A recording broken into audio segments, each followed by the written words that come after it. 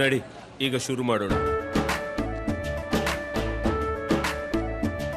ಕೇಸರಿಯಿಂದ ಮನೋಲ್ಲಾಸ ಮನಸ್ಸು ಮತ್ತೇರಿ ಕುಣಿದಾಡಿದೆ ನೋಡು, ಮನಸ್ಸು ಮತ್ತೇರಿ ಕುಣಿದಾಡಿದೆ ನೋಡು.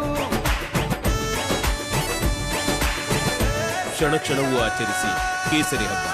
ವಿಮಲ್ ಬಾಯಲ್ಲಿ ಹೇಳಿ ಕೇಸರಿ. ಹಾಸನ ಸಂಸದ ಪ್ರಜ್ವಲ್ ರೇವಣ್ಣ ವಿರುದ್ಧ ಮತ್ತೊಂದು ಪ್ರಕರಣ ದಾಖಲಾಗಿರೋದು. ಈಗ ಲುಕೌಟ್ ನೋಟಿಸ್ ಕೂಡ ಜಾರಿಯಾಗಿದೆ. ಪ್ರಕರಣದ ಸಂಬಂಧ ಹಲವೆಡೆ ದಾಳಿ ಕೂಡ ಆಗಿದೆ. ಅಂದ್ರೆ ಎಸ್ಐಟಿ ಅಧಿಕಾರಿಗಳು ಒಂದಷ್ಟು ಸಾಕ್ಷ್ಯಾಧಾರಗಳನ್ನ ಕಲೆ ಹಾಕುವ ನಿಟ್ಟಿನಲ್ಲಿ ನಿನ್ನೆ ತಡರಾತ್ರಿ 3 ಕಡೆ ದಾಳಿ ಮಾಡಿದ್ದಾರೆ. ಹೊಳೆನರಸೀಪುರದ ತೋಟದ ಮನೆ ಮೇಲೂ ಕೂಡ ದಾಳಿಯಾಗಿದೆ. 2 ಕಡೆ ಬೆಳ್ಳಂಬೆಳಗ್ಗೆ ದಾಳಿ ಮಾಡಿದ್ದಾರೆ ಎಸ್ಐಟಿ ಅಧಿಕಾರಿಗಳು ಅನ್ನೋದರ ಡೀಟೇಲ್ಸ್ ಸದ್ಯ ಸಿಗ್ತಾ ಇದೆ. 2 ಕಡೆ ಬೆಳ್ಳಂಬೆಳಗ್ಗೆ ದಾಳಿಯಾಗಿರೋದು. ಒಂದು ಅವರ ನಿವಾಸ, ಮತ್ತೊಂದು ಫಾರ್ಮ್ ಹೌಸ್. ಒಂದಷ್ಟು ದಾಖಲೆಗಳನ್ನ ಪರಿಶೀಲನೆ ಮಾಡೋ ನಿಟ್ಟಿನಲ್ಲಿ ಅಥವಾ ಸಾಕ್ಷ್ಯಾಧಾರಗಳನ್ನ ಕಲೆ ಹಾಕೋ ನಿಟ್ಟಿನಲ್ಲಿ ಈ ದಾಳಿಯಾಗಿದೆ ಅಂತ ಹೇಳಲಾಗ್ತಾ ಇದೆ. ಸೂರಜ್ ರೇವಣ್ಣ ತೋಟದ ಮನೆ ಮೇಲೂ ಕೂಡ ದಾಳಿಯಾಗಿದೆ ಅಂತೆ. ಸುಮಾರು 9 ವಾಹನಗಳಲ್ಲಿ ಎಸ್ಐಟಿ ಅಧಿಕಾರಿಗಳು ಆಗಮಿಸಿದ್ರು. ಎಸ್ಪಿ ಸೀಮಾ ಲಾಟ್ಕರ್ ನೇತೃತ್ವದ ತಂಡದಿಂದ ದಾಳಿಯಾಗಿದೆ. ಸೀಮಾ ಲಾಟ್ಕರ್ ನೇತೃತ್ವದಲ್ಲೇ ದಾಳಿಯಾಗಿರೋದು.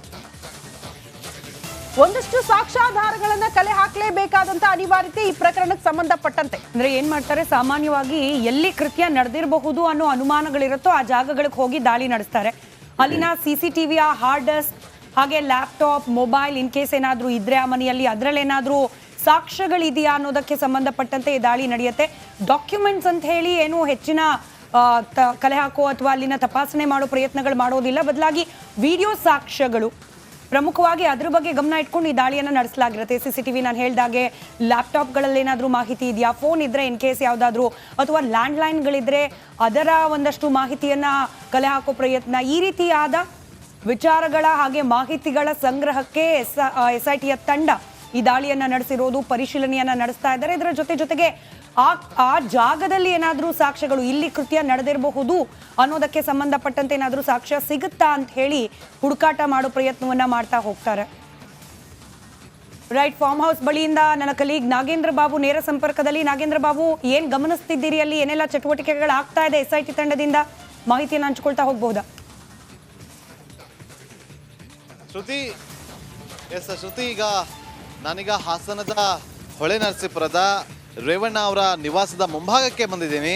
ಇವತ್ತು ಬೆಳಗ್ಗೆ SIT ತನಿಖಾ ತಂಡ ಸುಮಾರು 9 ವಾಹನಗಳಲ್ಲಿ ಒಂದು ತಂಡವನ್ನು ಮಾಡಿಕೊಂಡು ಹಾಸನದ ಅವರ ಫಾರ್ಮ್ ಹೌಸ್ ಏನಿದೆ, ಪಡವಲೈಪಿ ಏನಿದೆ, ಆ ಒಂದು ಪಡವಲೈಪಿಯ ಒಂದು ತೋಟದ ಮನೆಗೆ ಆಗಮಿಸಿ ಅಲ್ಲಿ ಒಂದಷ್ಟು ವಿಚಾರಣೆಗಳನ್ನು ನಡೆಸಿದ್ದಾರೆ. ಒಂದಷ್ಟು ಸಾಕ್ಷಿಗಳನ್ನು ಕೂಡ ಕಲೆ ಹಾಕಿದ್ದಾರೆ ಅನ್ನುವ ಮಾಹಿತಿ ಈಗ ರಿಪಬ್ಲಿಕ್ ಕನ್ನಡಕ್ಕೆ ಲಭ್ಯವಾಗಿದೆ. ಒಟ್ಟು 2 ಕಡೆ, ಒಂದು ಪಡವಲೈಪಿ ಬಳಿ ಇರುವಂತಹ ಒಂದು ಫಾರ್ಮ್ ಹೌಸ್, ಹಾಗೆ ಸೂರಜ್ ರೇವಣ್ಣ ಅವರಿಗೆ ಸೇರಿದಂತಹ ಮತ್ತೊಂದು ಫಾರ್ಮ್ ಹೌಸ್, 2 ಕಡೆ ದಾಳಿ ಆಗಿದೆ. ದಾಳಿಯ ಸಂದರ್ಭದಲ್ಲಿ ಒಂದಷ್ಟು ಸಾಕ್ಷ್ಯಾಧಾರಗಳನ್ನು ಕಲೆ ಹಾಕುವ ಕೆಲಸಕ್ಕೂ ಕೂಡ ಮುಂದಾಗಿದ್ರು SIT ತನಿಖಾ ತಂಡ ಅನ್ನೋದು ಈಗ ರಿಪಬ್ಲಿಕ್ ಕನ್ನಡಕ್ಕೆ ಸಿಕ್ಕಿರುವಂಥ ಮಾಹಿತಿ. ಯಾವುದೇ ಸಂದರ್ಭದಲ್ಲಿ ಅವರ ನಿವಾಸದ ಮೇಲೂ ಕೂಡ ದಾಳಿ ಆಗುವಂತಹ ಸಾಧ್ಯತೆಗಳು ಈಗ ಕಂಡು ಬರ್ತಾ ಇದೆ. ಆ ಒಂದು ಮೂಮೆಂಟ್ಗಳು ಕೂಡ ಈಗ ಆಗ್ತಾ ಇರುವಂಥದ್ದು. ಕಳೆದ 3-4 ದಿನಗಳಿಂದ ತನಿಖೆಯನ್ನು ನಡೆಸ್ತಾ ಇರುವಂತಹ SIT ತನಿಖಾ ತಂಡ ಬೇರೆ ಬೇರೆ ಆಯಾಮಗಳಲ್ಲಿ ತನಿಖೆಯನ್ನು ಮುಂದುವರಿಸ್ತಾ ಹೋಗ್ತಾ ಇದೆ.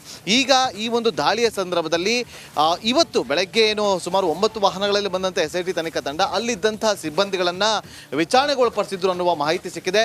ಅವರಿಗೆ ಒಂದಷ್ಟು ಪ್ರಶ್ನೆಗಳನ್ನು ಕೂಡ ಮಾಡಿದ್ರು ಅನ್ನೋದು ಈಗ ರಿಪಬ್ಲಿಕ್ ಕನ್ನಡಕ್ಕೆ ಸಿಕ್ಕಿರುವಂಥ ಮಾಹಿತಿ. ಅಂದರೆ ಅವರು ಎಷ್ಟು ದಿನದಿಂದ ಅಲ್ಲಿ ಕೆಲಸ ಮಾಡ್ತಿದ್ರು, ಯಾರೆಲ್ಲ ಬರ್ತಾ ಇದ್ರು, ಯಾರೆಲ್ಲ ಹೋಗ್ತಾ ಇದ್ರು, ಯಾರು ಇಲ್ಲಿ ಸ್ಟೇ ಆಗ್ತಾ ಇದ್ರು, ಇಲ್ಲಿ ಯಾರಾದರೂ ವಾಸ ಮಾಡ್ತಾ ಇದ್ರ, ಜೊತೆಗೆ ಈ ಫಾರ್ಮ್ ಹೌಸ್ ಅಲ್ಲಿ ಏನೆಲ್ಲ ಇದೆ ಅನ್ನೋದ್ರ ಬಗ್ಗೆ ಒಂದಷ್ಟು ಮಾಹಿತಿಗಳನ್ನ ಕಲೆ ಹಾಕಿ ಅಲ್ಲಿಂದ ತೆರಳಿದ್ದಾರೆ.